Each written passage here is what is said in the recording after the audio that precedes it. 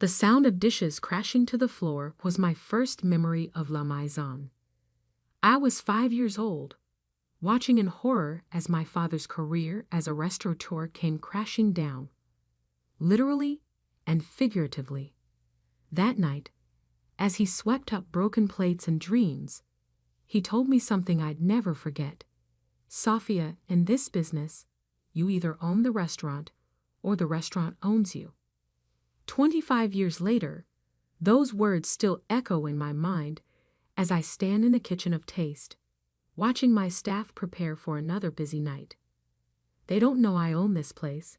None of them do, except for my lawyer and accountant. To everyone else, I'm just Sophia Martinez, the quiet consultant who occasionally drops by to observe operations. My family? They think I'm a failed chef who couldn't hack it in culinary school. They're not entirely wrong about the culinary school part. I dropped out after 2 semesters. What they don't know is that I left because I was too busy buying my first failing restaurant and turning it around for a profit.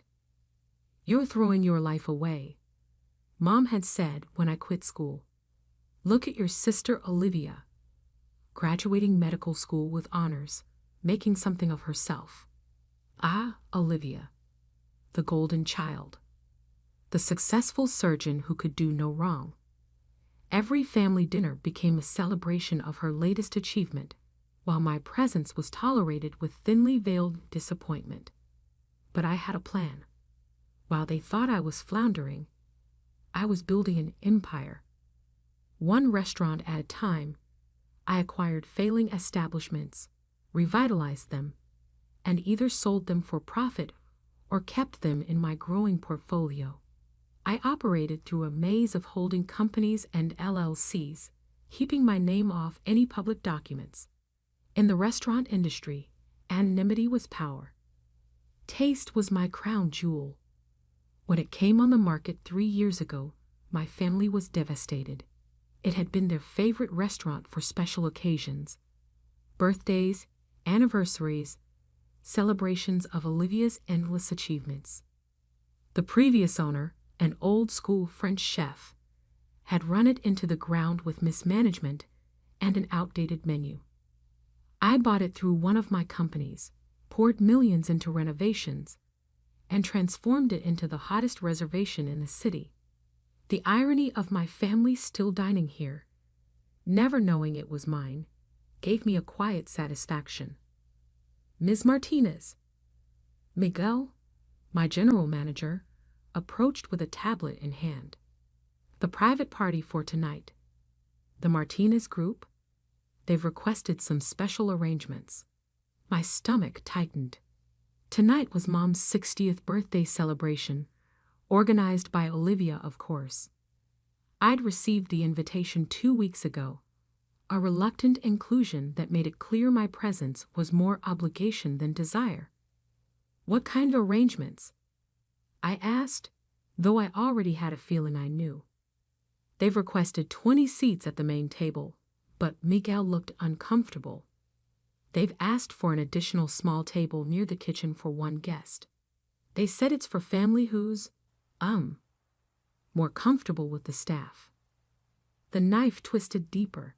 Same old Olivia, finding ways to put me in my place. She probably told the restaurant it was for a socially awkward cousin or something equally dismissive.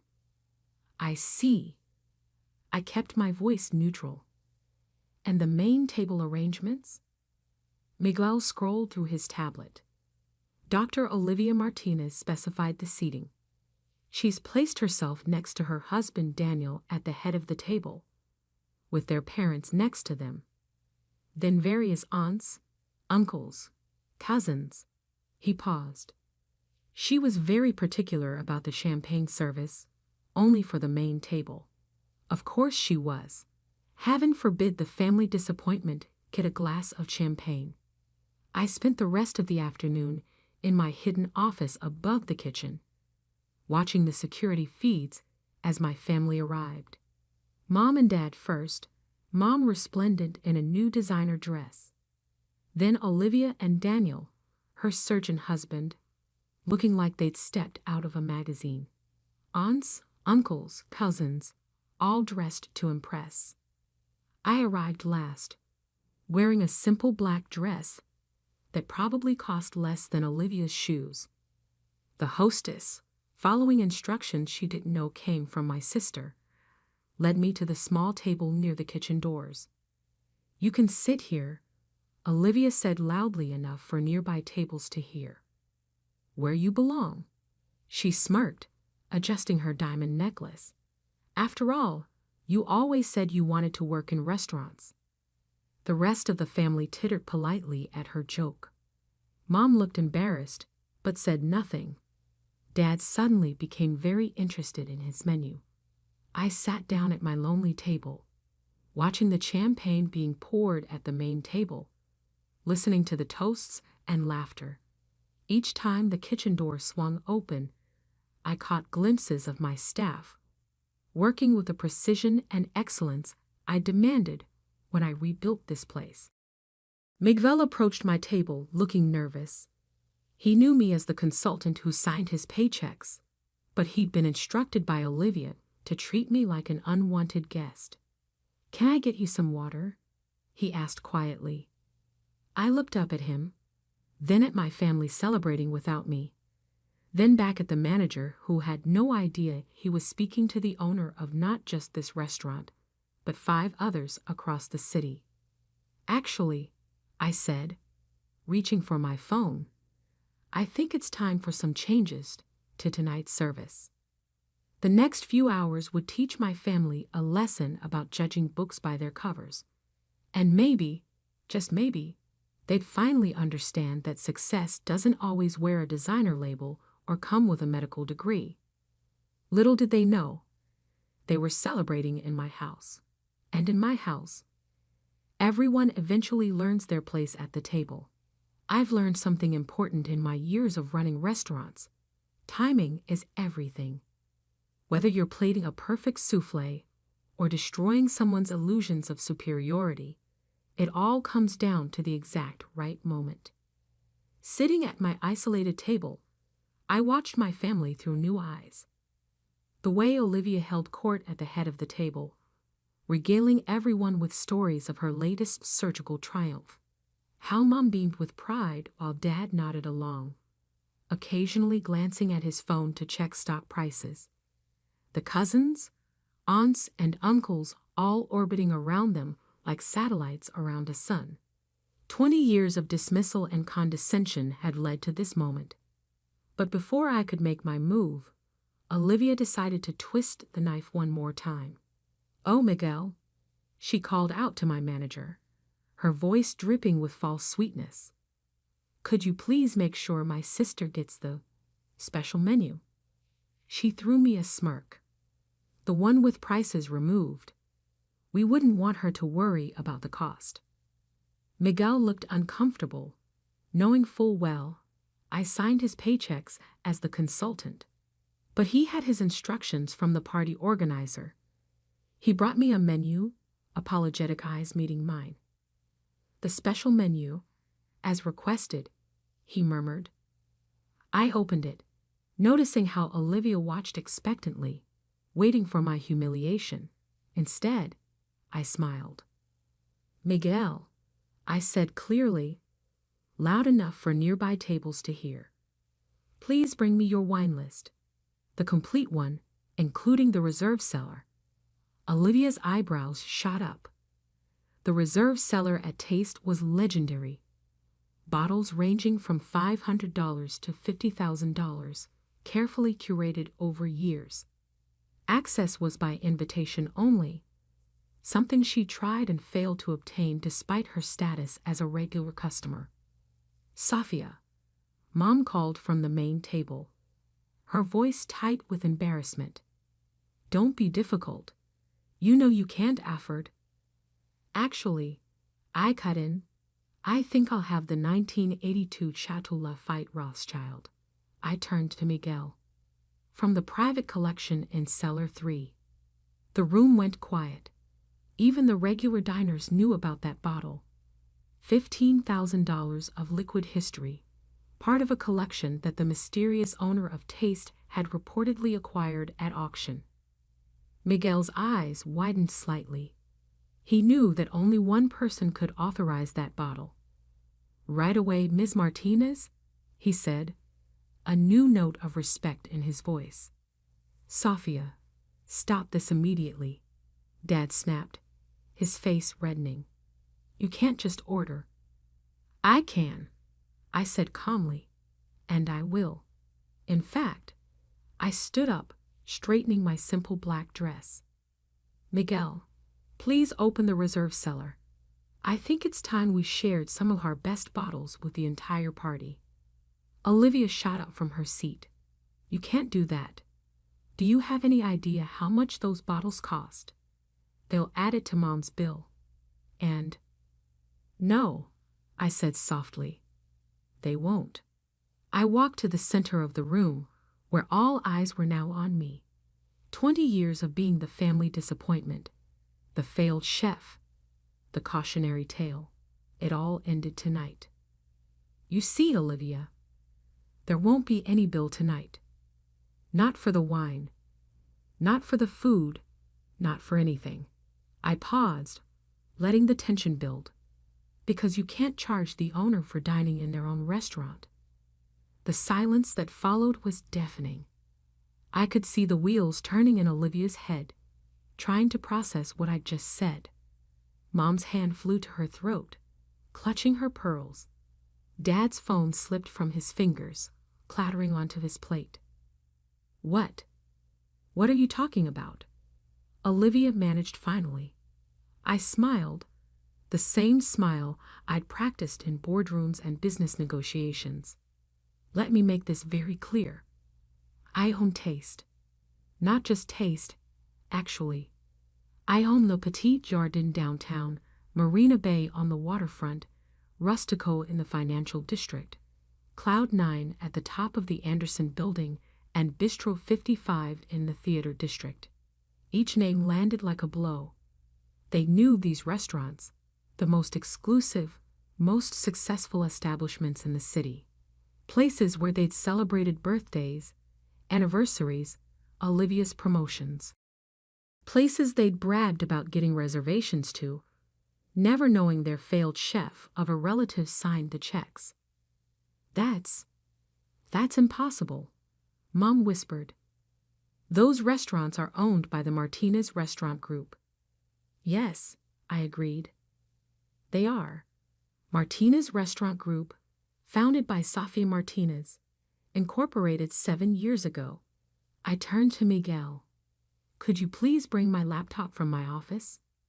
The one above the kitchen." As Miguel hurried off, I could see the reality starting to sink in for my family. Every dismissive comment, every condescending remark, every time they'd look down on my failure, it was all coming back to haunt them. But you dropped out of culinary school," Olivia sputtered. "You couldn't even finish your training." "I dropped out because I was too busy buying my first restaurant," I corrected her. "A failing Italian place in the business district. Bought it for pennies on the dollar, turned it around in 6 months, sold it for triple the investment. Used that money to buy 2 more failing restaurants. Rinse and repeat." Miguel returned with my laptop.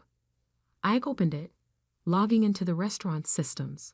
With a few keystrokes, every screen in the restaurant, the ones usually showing wine selections and daily specials, switched to display the Martinez Restaurant Group's holdings and financial statements. Current annual revenue across all properties, $35 million, I announced. Net profit last year, $12 million. Market value of the restaurant group, approximately $150 million. The numbers hit them like physical blows. I could see Dad, the former accountant, mouthing the figures in shock. Olivia had gone pale, her perfectly manicured hands gripping the edge of the table. "All those times you seated me by the kitchen," I continued, my voice carrying in the hushed room, All those times you made jokes about my restaurant career, I was signing your checks. Every bottle of wine you ordered to impress your friends, every special table you requested, every time you dropped my name to get a reservation. You were trading on my reputation without even knowing it. The look on their faces was almost worth 20 years of condescension. Almost. But I wasn't done yet. Because timing, as I said, is everything. And I had saved my best course for last.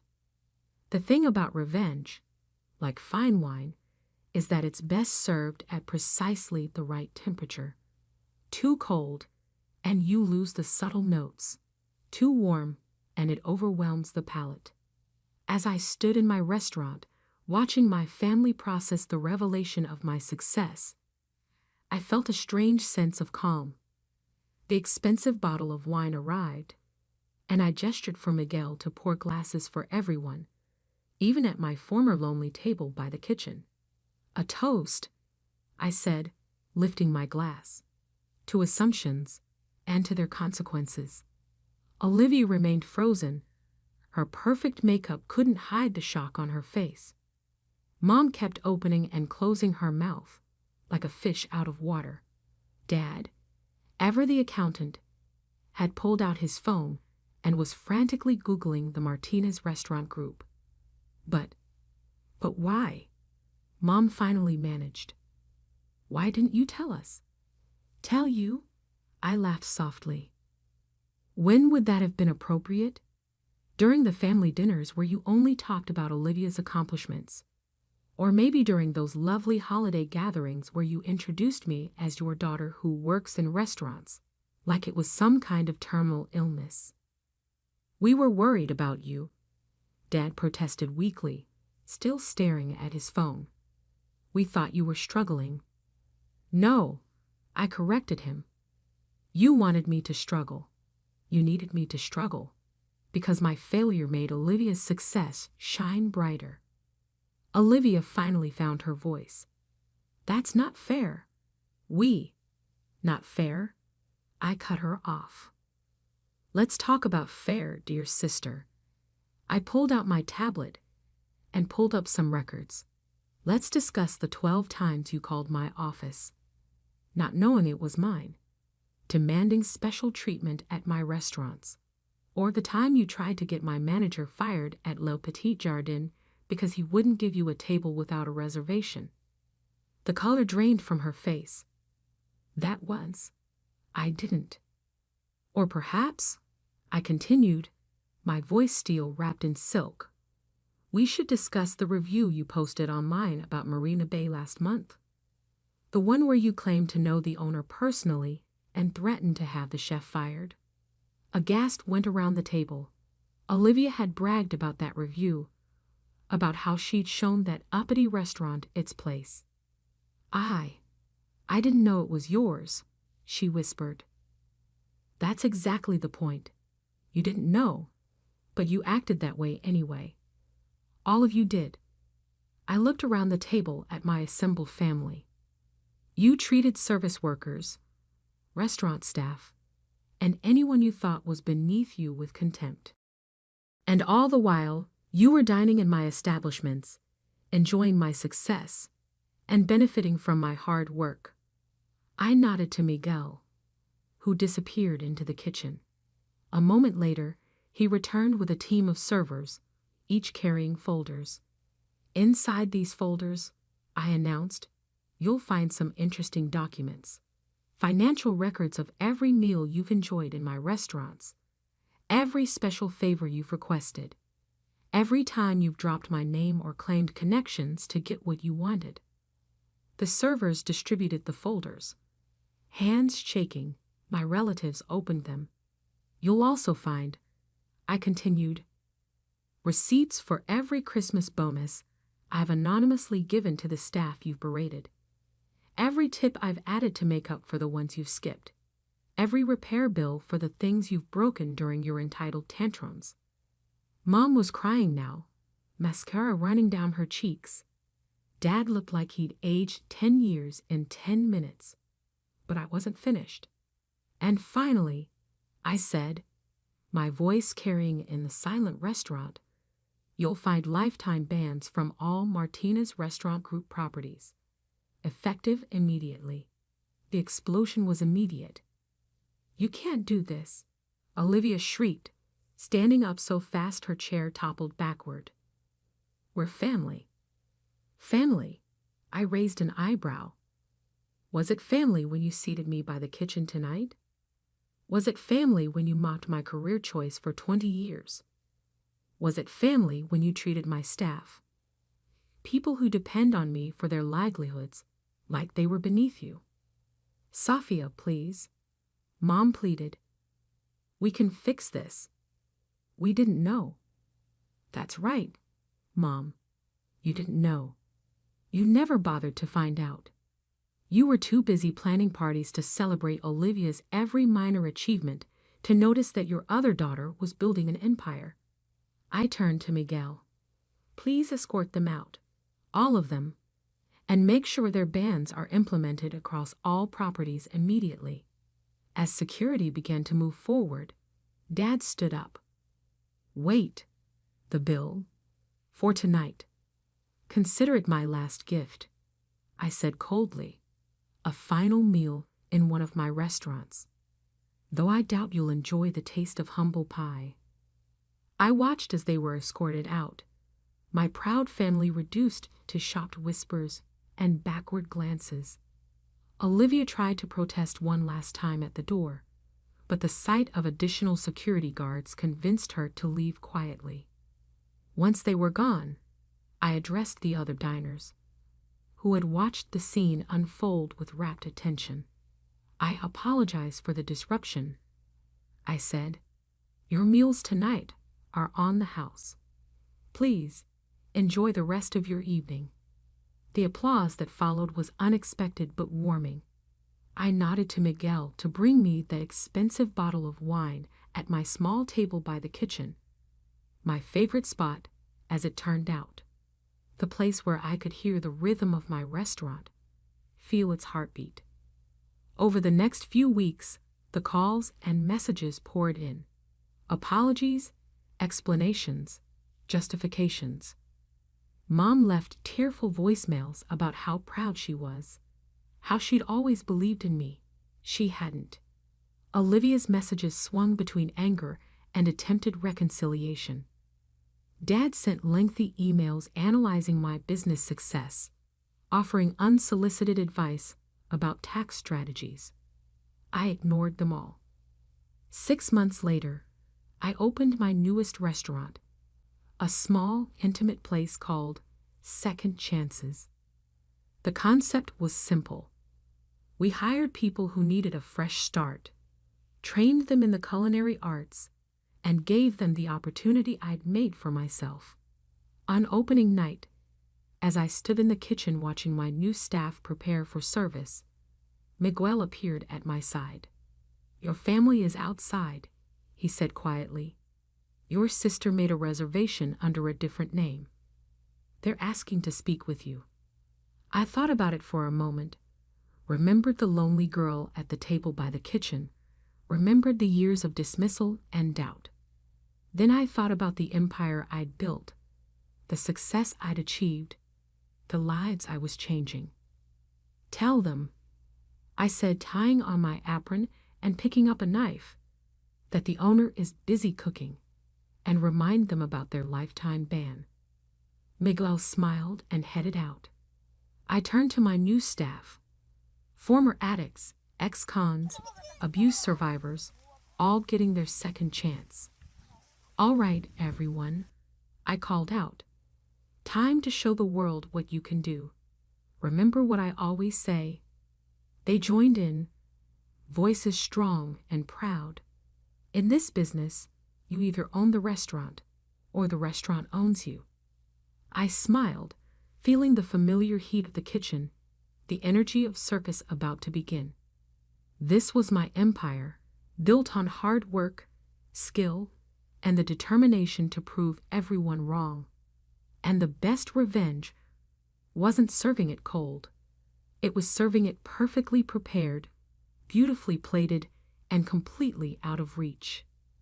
The kitchen doors swung open and another night of service began. In my restaurants, everyone eventually learns their place. Some just learn it the hard way. As for my family, they still try to get reservations at my restaurant sometimes, using different names or having friends make bookings for them. Each time, they're politely turned away. Each time, they learn again that success, like the best meals, is sweetest when earned. They say you can't choose your family, but you can choose how you deal with them. I chose to build an empire they couldn't enter, create success they couldn't claim, and find happiness they couldn't diminish.